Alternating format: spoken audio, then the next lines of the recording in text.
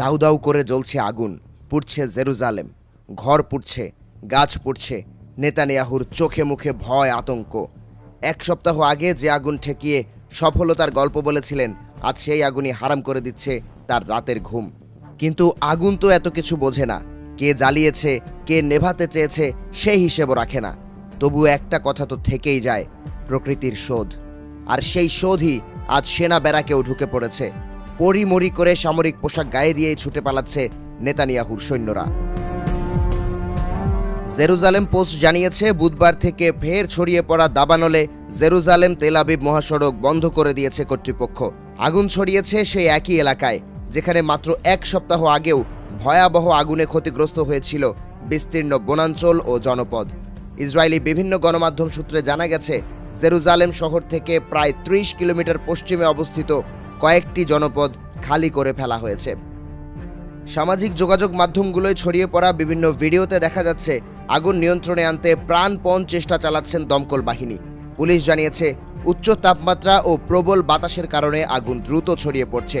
এখন পর্যন্ত অন্তত ৫টি জনপদ থেকে বাসিন্দাদের সরিয়ে নেওয়া হয়েছে। আগুনের আঁচ পৌঁছে গেছে জেরুজালেমের সৈন্য ব্যারাকেও। যুদ্ধ ঠেকানোর হাজারো প্রস্তুতি কি আগুন ঠেকাতে পারে? ফেসবুক সহ বিভিন্ন সামাজিক যোগাযোগ মাধ্যমে দেখা যাচ্ছে আগুনের লেলিহান শিখা থেকে বাঁচতে পরিমরি করে ছুটে পালাচ্ছে নেতানিয়াহুর সৈন্যরা।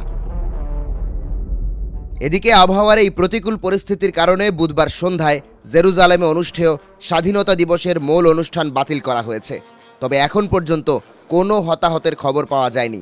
অ্যাম্বুলেন্স, নিবিড় পরিচর্যা ইউনিট ও তাৎক্ষণিক সাড়া দেওয়ার যানবাহনগুলো দমকল কর্মীদের সহায়তায় চিকিৎসা সেবা দিয়ে যাচ্ছে। দেশটির জাতীয় নিরাপত্তা মন্ত্রী ইতামার বেনগাভির জানিয়েছেন, তিনি দুর্গত এলাকা পরিদর্শনে যাচ্ছেন। প্রতি বছর এই সময়টাতে বনাঞ্চলে আগুন লাগার প্রবণতা থাকলেও এবার পরিস্থিতি বেশি গুরুতর বলেও আভাস দেন তিনি। এরই মধ্যে আগুন লাগানোর অভিযোগে একজনকে আটক করেছে ইসরায়েল পুলিশ। জেরুজালেম পোস্ট এক প্রতিবেদনে জানিয়েছে, আটক ওই ব্যক্তি জেরুজালেমের তুবার বাসিন্দা এবং তার কাছ থেকে লাইটার, তুলা ও দাহ্য পদার্থ উদ্ধার করা হয়েছে। আগুন ঠেকাতে যখন হিমশিম খাচ্ছে নেতানিয়াহু সরকার, ঠিক তখনই যেন মানবতার এক বিরল দৃষ্টান্ত স্থাপন করল ফিলিস্তিন। টাইমস অফ ইসরায়েল এক প্রতিবেদনে জানিয়েছে, ইসরায়েল চাইলে জেরুজালেমে চলমান দাবানল নিয়ন্ত্রণে ফায়ার সার্ভিসের দল পাঠাতে প্রস্তুত রয়েছে ফিলিস্তিন। এই সেই ফিলিস্তিন যেখানে বছরের পর বছর ধরে ইসরায়েলি হামলার মুখে কত শত মানুষ নিহত হয়েছেন, হাজারো ঘরবাড়ি মাটির সঙ্গে মিশে গেছে। তারাই এবার সাহায্যের প্রস্তাব দিয়েছে আগুনে বিপর্যস্ত ইসরায়েলকে।